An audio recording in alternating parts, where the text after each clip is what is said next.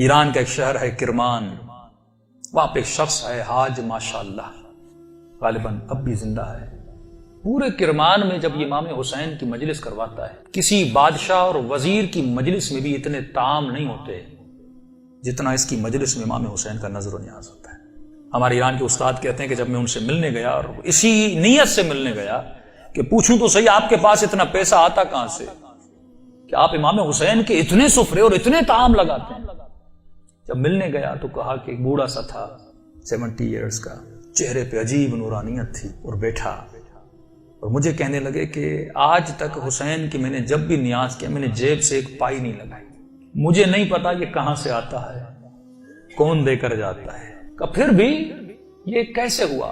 میں نے آپ کے بارے میں بڑی چیزیں سنی۔ اس نے کہا کہ آج سے تقریباً 50 سال پہلے میرا کام تھا نجاری کا، جو لکڑیاں بناتے ہیں نا، لکڑی کا کام کرتا تھا، اور میری بڑی الفت تھی، محبت تھی امام حسین سے، میری زندگی عشق حسین کے محور میں گھومتی تھی۔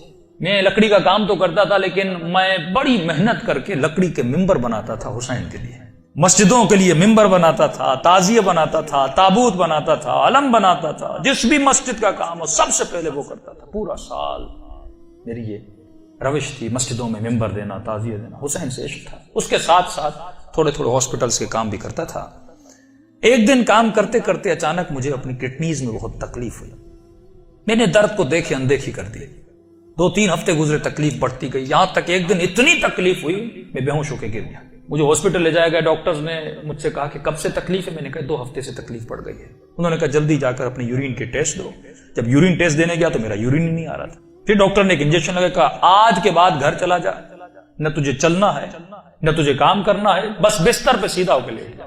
کہ جب گھر پہنچا، پہنچتے پہنچتے میرے پاؤں پھول گئے، اور کہتا ہے کہ مولانا اس دن کا سونا 4 سال تک میں اسی طرح بستر پہ سویا رہا، بدن پھول گیا، نہ ہاتھ ہلا سکتا ہوں نہ پاؤں ہلا سکتا ہوں، یہاں تک کہ میں نے آنکھوں سے دیکھنا بھی چھوڑ دیا، بس مجھے کانوں سے آوازیں سن جاتی تھی۔ جب اس تکلیف میں پہنچا نا، اپنے جتنے رشتہ دار تھے سب چھوڑ کے چلے گئے۔ ایک میری بوڑھی ماں تھی، لوگ میرے قریب نہیں آتے تھے کہ یہ بیمار ہے اس کے قریب نہیں جاؤ، لیکن میری بوڑھی ماں میری خدمت کرتی رہی۔ ماؤں کی قدر کرو جب تک زندہ ہے۔ کہ اس ماں نے میری خدمت ایسے کی جیسے میں بچہ تھا۔ کہ ایک دن مجھے یہ ہو گئے ہاسپٹل آنا جانا، بدن بہت پھول گیا، کھال بالکل نرم ہو گئی، کہ ہاسپٹل لے جایا گیا۔ ڈاکٹر نے جب مجھے پلٹا تو میری پیٹھ پہ کیڑے پڑ چکے تھے کیونکہ بدن نرم ہو چکا تھا۔ میری ماں ڈاکٹر کو کہتی تھی بیٹے کو پانی پلاؤں، کہتا تھا نہیں، بس چمچ کو گیلا کر کے اس کی زبان پہ رکھو۔ کہا 4 سال میں نے وہ پیاس چکھی جس کو سوچ کے میں حسین پہ روتا تھا۔ شدت پیاس میں نے بس دل میں نے حسین حسین حسین کو، اپنے آقا کو میں نے امید نہیں توڑی، حسن ظن تھا میرے آقا حسین پہ۔ کہ جب آخری دن ہاسپٹل میں گئے تو ڈاکٹر نے میری ماں کو کہا بس یہ چند دن کا مہمان ہے، اسے گھر بھیجا۔ یہ میں نے آواز سن لی اور سنی تو میں رو پڑا۔ میں نے کہا امام حسین 4 سال سے آپ سے امید لگا کر بیٹھا، مولا کیا آپ کا عاشق اسی طرح مر جائے گا؟ دنیا کیا کہے گی؟ حسین کے ممبر بناتا تھا اور حسین نے اسے شفا ہی نہیں دی۔ کہ میری ماں نے گھر کے سرداب میں لا کر مجھے سلا دیا۔ کہ وہ دن تھے محرم کے دن، پہلی محرم ہوئی، میری ماں نے جلدی جلدی گھر میں صفائی کرنا شروع کی اور نیچے آئی کہنے لگی میرے لال محرم شروع ہو گیا ہے، اب میں تجھے حسین کے حوالے کرتی ہوں، میں جاتی ہوں مجلس سننے۔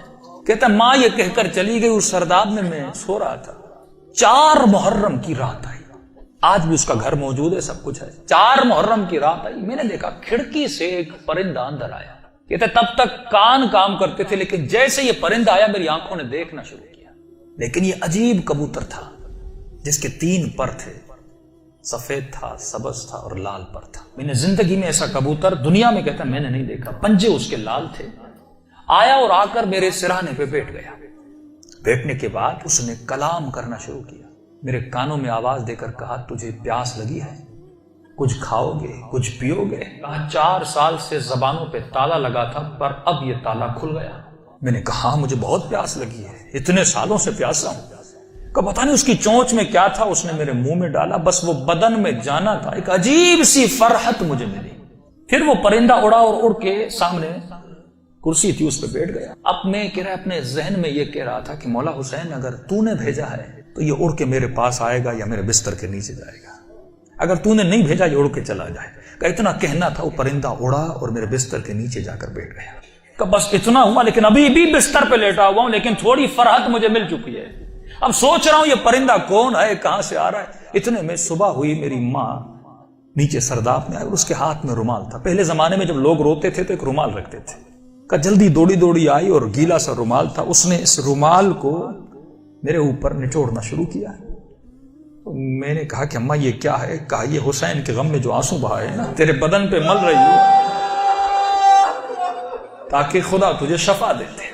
کہ یہ کہہ کر میری ماں چلی گئی۔ جیسے جا رہی تھی میں نے کہا اماں اگر زحمت نہ ہو، ایک کبوتر ہے اس بستر کے نیچے، اگر زحمت نہ ہو اس کے لیے تھوڑا دانا اور پانی رکھ لو۔ ماں نے کہا کبوتر کہاں سے؟ کہا بس رکھ لو۔ کہ ماں آئی اور اس نے نیچے دانا رکھا، پانی رکھا، چلی گئی۔ کہتے غالباً 10 محرم کا دن ہوا، عاشورہ کا دن ہوا۔ میں نے کہا مولا حسین آپ کی عاشورہ بھی آ گئی، اب بھی مجھے شفا نہیں دو گے؟ کہا رو ہی رہا تھا کہ اچانک میرے کمرے کا دروازہ کھلا اور میں نے ایک نورانی شخص کو اندر آتے ہوئے دیکھا۔ کہ تب بستر کے ساتھ جو کرسی تھی وہاں آ کر بیٹھ گئے۔ بس میں نے چہرہ دیکھ کے سمجھ گیا یہ میرا حسین ہے۔ کہتا مجھے نہیں پتا میں نے کیسے سمجھا، لیکن میں نے دیکھا، میں سمجھ گیا یہ میرا آقا حسین ہے۔ کہہ رہا جیسے میں نے امام حسین کو دیکھا، خود کہتے میں نے مولا کا یہ بازو پکڑ لیا اور بازو کو پکڑ کے میں نے حسین کو لپٹنے کی کوشش کی۔ کبھی بازو کا بوسہ لے رہا تھا، کبھی ہاتھوں کا بوسہ لے رہا تھا۔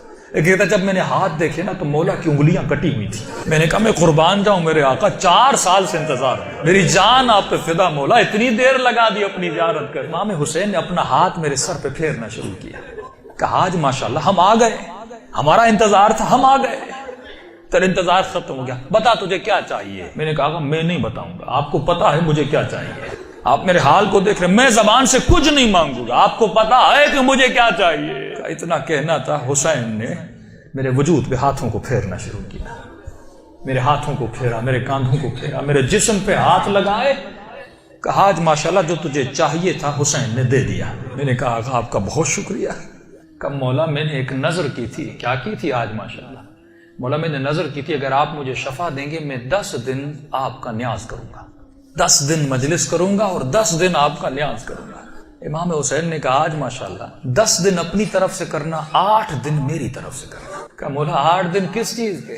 کہ آج ماشاءاللہ 10 دن تو حسین کے لیے کرے گا اور 8 دن میری طرف سے میری اماں زہرا کے لیے کرے گا۔ یہ کہہ کر حسین چلے گئے اور جب چلے تو میں رونے لگا۔ اتنے میں وہ پرندہ بستر کے نیچے سے نکلا اور اس نے پرواز کرنا شروع کی۔ کہتا مجھے نہیں پتا وہ پرندہ پڑھ کیا رہا تھا، حسین آواز میں کچھ کہہ رہا تھا۔ آواز سن کے میری ماں دوڑتی ہوئی نیچے آئی، اسی نیچے آئی، لیکن دہشت اتنی تھی اس آواز میں، میری ماں اندر نہیں آ رہی تھی، پیچھے سے کہہ رہی تھی ماشاءاللہ یہ کمرے میں آوازیں کیسی ہیں۔ میں رو کر کہہ رہا تھا اماں اندر آ جاؤ، حسین نے مجھے شفا دے دی۔ یہ بوڑھی ماں دوڑی دوڑی آئی، کبھی دائیں دوڑ رہی ہے کبھی بائیں دوڑ رہی ہے، کہاں ہے میرا آقا حسین؟ کہا میں بستر پہ بیٹھا تھا، وہ سوجن ہر چیز ختم ہو گئی، کہ یہاں تک وہ کبوتر پرواز کر کے چلا گیا۔